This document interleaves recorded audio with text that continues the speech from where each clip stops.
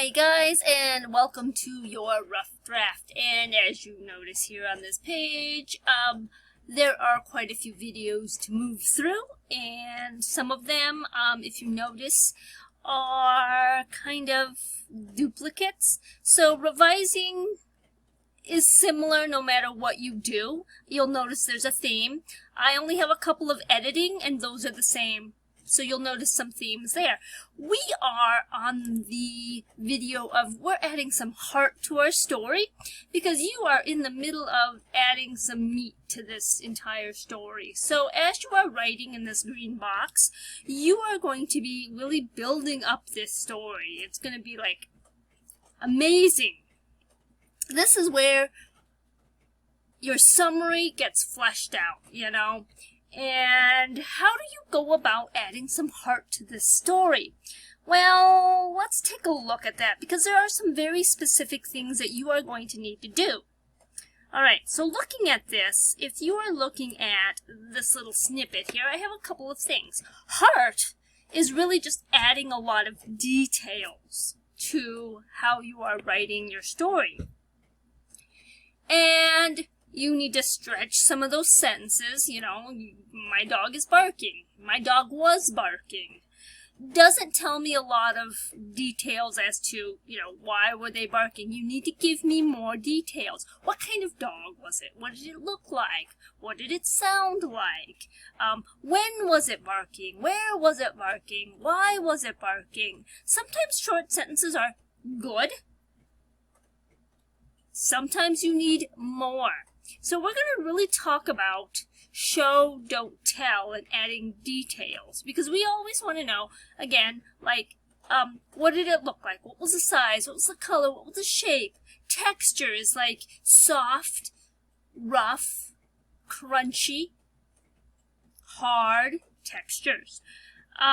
Taste is sweet, salty, sour. People, how do they sound? Loud, soft, sweet. Smell, was it fruity? Was it rotted? Flowery? What was the smell?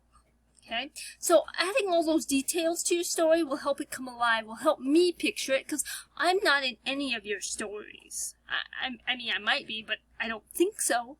I am not there to know that your dog barked. Sometimes dogs bark softly. I wasn't there to know it. Sometimes dogs bark really, have a really high, sharp, pitched bark. I'm not there to know that. Maybe my dog has a really low, deep, rough bark. But you are not there to know that, so I have to be very specific and tell you. So, heart of the story. This is going to be a lesson that'll probably take up more than one whole group lesson. This won't be the only time that I hit it. But I am going to talk about show, don't tell a lot. For example, if you say I was hungry, you should actually say my stomach was growling like a dog instead of I was hungry. You're telling me, you're not describing it to me. I was scared, my body was shivering with goosebumps. Better. I can infer. Don't tell me, make me infer. Infer tells me I have to take clues.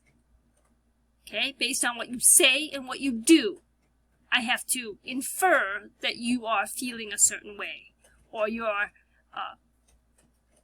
So if you also look at, there's a link on here for show, don't tell. If you look at it, there's the slides. And if you click on those slides, you're going to come up with, oh, I am showing you a bunch of different slides for, hey, show, don't tell. So if you say, she was angry, you could say instead of she was angry, she had steam coming out of her ears. She was so upset. Her eyes were red, she was red in the face and her eyes were squinting. Don't say angry. Instead of saying she was angry, say one of a couple of these other sentences instead. Cross out angry and grab two of those sentences and put them in there instead, and I guarantee you it'll be a much better story. So if you look down here, you will see that I have things for shy, embarrassed, angry, excited, worried, Here's another one for happy, cold, sick. So instead of saying my brother was sick, cross out sick and put in a couple of these sentences right here. His face was turning green and pale.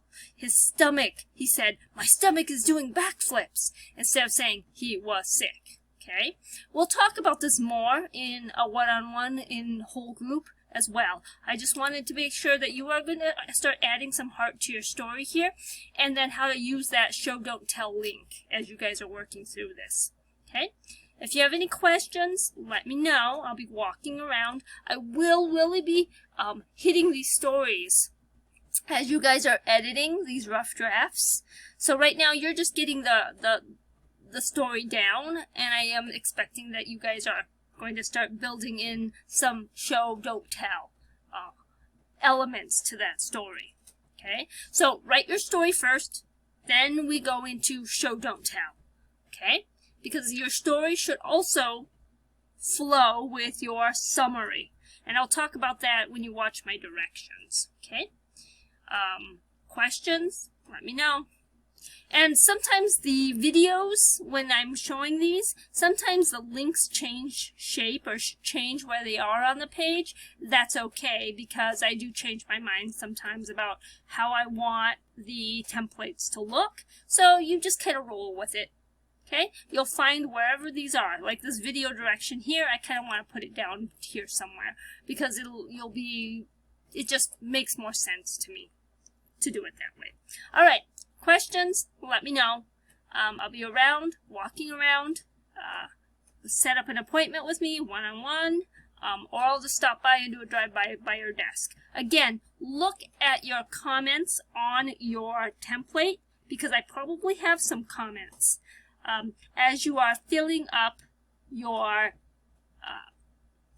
as you're filling up this rough draft, I will probably start talking about show don't tell as you are writing.